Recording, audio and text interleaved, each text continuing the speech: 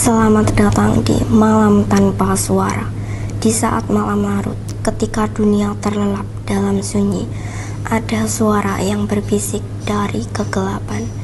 Disinilah kisah-kisah mistis, kutukan dan rahasia gaib yang akan menemani langkahmu di dalam kegelapan.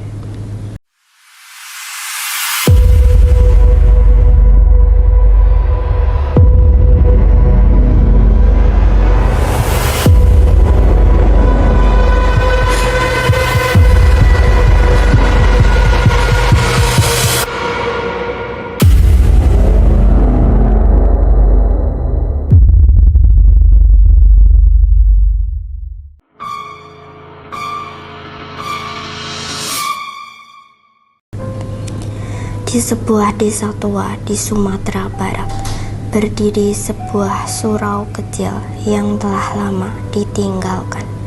Atapnya mulai runtuh, dinding kayunya lapuk dimakan usia, dan halaman depannya dipenuhi rumput liar yang tumbuh tanpa terurus.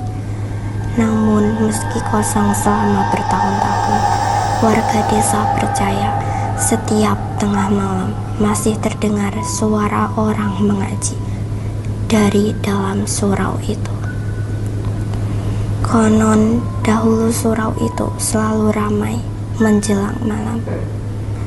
Anak-anak belajar mengaji, para lelaki tua berkumpul untuk beribadah, dan suara lantunan ayat suci selalu terdengar hingga larut malam. Namun semuanya berubah setelah seorang guru mengaji tua meninggal secara misterius di dalam surau tersebut. Sejak saat itu tidak ada lagi yang berani menggunakan surau tersebut. Suatu malam seorang pemuda desa bernama Fikri pulang terlambat setelah membantu acara di kampung sebelah. Ketika melewati surau tua itu, ia mendengar sesuatu. Lantunan ayat suci terdengar sangat pelan dari dalam surau. Awalnya Fikri mengira ada warga yang sedang beribadah malam. Namun ia teringat satu hal, surau itu sudah lama kosong. Karena penasaran, Fikri mendekat perlahan, dan ketika ia mengintip dari jendela, ia melihat seorang lelaki tua sedang duduk sendirian sambil mengaji. Pakaiannya putih lusuh, sorban di kepalanya tampak kusam, dan tubuhnya sangat kurus. Suara mengajinya terdengar merdu, namun terasa sangat dingin. Fikri mencoba membuka pintu surau, namun saat pintu terbuka, lelaki tua itu langsung diam. Dan perlahan ia menoleh ke arah Fikri. Wajahnya pucat, matanya hitam kosong, dan bibirnya tersenyum tipis tanpa suara.